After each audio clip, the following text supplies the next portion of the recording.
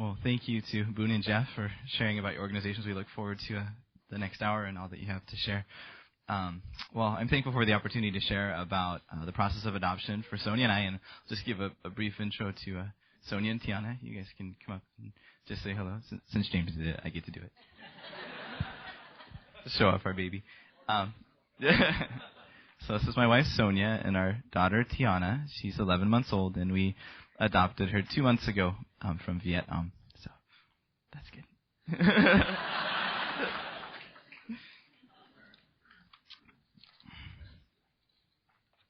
All right. Well, my hope in sharing our story is that it might encourage and inspire all of us to take to heart Pastor James's message today, to look after orphans in distress in whatever capacity God calls us.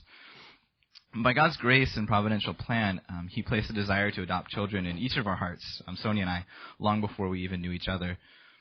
For me, I don't remember a specific moment where I decided I want to adopt. It was more of a conviction that grew little by little over the years. I was trying to remember what the first time I ever met an adopted person or even thought about adoption, and I think I was about 8. And I was in a Christian school, and my 4th grade teachers were a husband and wife, Christian missionaries, and they had 2 children, and I didn't know they were adopted. And I remembered finding out that they were adopted, and I was really touched by that. Like, it seemed such a sweet and loving thing for them to do. I think it helped me to think favorably about their adoption because they were a sweet and godly family, and just the fact that they did that added to my esteem of them and to my esteem of adoption.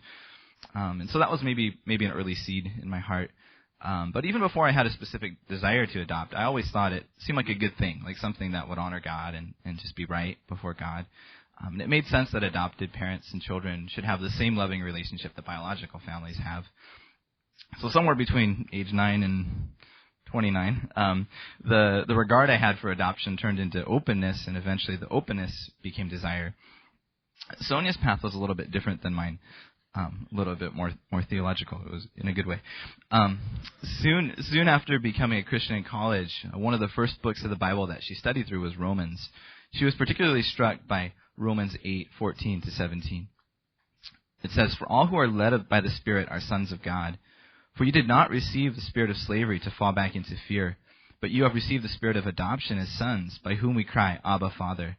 The Spirit Himself bears witness with our spirit that we are children of God. And if children, then heirs, heirs of God and fellow heirs with Christ." The passage made Sonia think about adopting orphans and how that's a great way that we as Christians can depict God's love for us with our lives. We can display how God took us in when we were hopeless and helpless, without future and without inheritance. All right, not only did God take us into His home, but He gave us the highest place of honor in His home after Christ. He made us His very own children. 1 John 3:1 says, "How great is the love the Father has lavished on us, that we should be called the children of God." And that is what we are. So as an application of her study through that passage, and with a desire to display the gospel, Sonia's heart was open to one day adopt. And then seeing other adoptive families through the subsequent years at her time at Grace Community Church, it served to strengthen and deepen that desire for her. So when we began to talk about marriage and children, it was pretty clear that both of us wanted, God willing, to one day adopt children. After trying to conceive for about 1.5 years and having difficulty, we began to think about seeking medical help, and everybody starts telling you, you guys should do some tests and stuff. And so it was then that the thought occurred to me, well, why is it so important for us to have biological children first and then adopt later? Adopted children shouldn't always have to come after biological children. Why not adopt now before spending months and possibly years trying to solve our fertility difficulties? So in October of 2005, we began the process of adopting with the thought that, God willing, we'd adopt children and have biological children in whatever order they came. And about 7 months ago, while we were waiting to get matched up with the child, we had some medical tests done, and it was determined that we're not capable of having biological children. The amazing thing to us in all of that was seeing how God so lovingly ordained the steps of our lives, preparing each of our hearts with a desire to adopt, and even allowing us to begin the process of adoption before letting us learn about our infertility, which made it a much easier thing to embrace. The only sad thing that still remains in me is that I think people will inevitably see our adoption kind of as a necessary result of our infertility rather than something we would have wanted to do anyway, maybe making it less of an encouragement to others. But we trust God to use us in our story how He pleases. In January of this year, we were on our way to work, and I got a phone call on my cell phone from our adoption agency saying that they had a potential match for us. My first question to them was, well, what makes it a potential match and not just a match? And our case manager said, well, you have to say yes. So, fair enough. And so Sony and I quickly got to the nearest computer and opened up the email they sent to us and the pictures of the sweet little girl who had been left at the hospital by her birth mother 6 months earlier. Her birth mother was 18, HIV positive, and very likely a drug user. We had already committed in our hearts to try to, the very best we could, to say yes to the first child presented to us, just to kind of take it as God's sovereign choice for us. And well, looking at her pictures, it wasn't hard to say yes. Really, from that moment on, we became parents. We didn't know our daughter yet, but we thought of her continually, prayed for her often, and couldn't wait to meet her. We even have seriously considered sending Sonia to Vietnam to be with Tiana until we could officially go and bring her home. It started as a joke, and then Sonia looked at me and said, should we do that? But anyway, we were really excited when the call came in April to go and get her. It's been such a joy having Tiana in our lives. It's only been about 2 months, and already we're both just blown away by how much we love her. We can totally see, having gone through the process of adoption, that all of those subjective components of love, emotion, attachment, affection, automatically follow when there's first an objective commitment to love and care for a child. It's really not hard to love an adopted child, just like Pastor James said. I've never met an adopted parent who said, yeah, I was right. I can't love this child as much. You know, you think it in the beginning, but then you love the child. You just can't help it. And it's also been amazing to see God work in Sonia's mom's heart. When we first announced our adoption, she looked at us plainly and said, I just don't think I could love this child like my own grandchild. Now she comes over as often as she can and says, I can't believe how much I love her. So we see God's grace in that.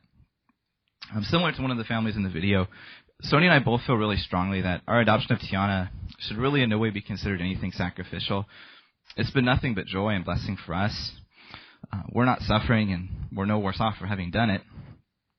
When I think about sacrifice, I think about families who we read about who specifically request a child with medical problems, or older children who've been abused, or disfigured and unattractive children. Nobody's lining up to adopt them, and I think that's really sacrificial. But nothing wrong with adopting healthy infants. That's a precious and God-honoring thing to do too. But maybe God will work in some of our hearts to even care for some of the less desirable children out there. I wanted to close with two of my favorite adoption passages in the Bible. Deuteronomy 24:19-21. God says, when you reap your harvest in your field and forget a sheaf in the field, you shall not go back and get it. It shall be for the sojourner, the fatherless, and the widow, that the Lord may bless you in all the work of your hands. When you beat the olives from your olive trees, you shall not go over them a second time. It shall be for the sojourner, the fatherless, and the widow. When you gather the grapes of your vineyard, you shall not strip it afterward. It shall be for the sojourner, the fatherless, and the widow. And it's just neat to see God and His great love and mercy. He built into His law, His perfect law, special provisions for these special groups of people who couldn't care for themselves. And second passage that I really like is Hosea. In chapter 14, verse 3 of his prophecy, he writes, Assyria will not save us. We will not ride on horses, nor will we say again, our God, to the works of our hands. For in you the orphan finds mercy. I love this verse because in it, Hosea compares all of the false gods and idols Israel bowed down to with the God of Israel. And the one characteristic that he chose that sets the one true God apart from all other gods is his tender mercy toward orphans. So, thank you.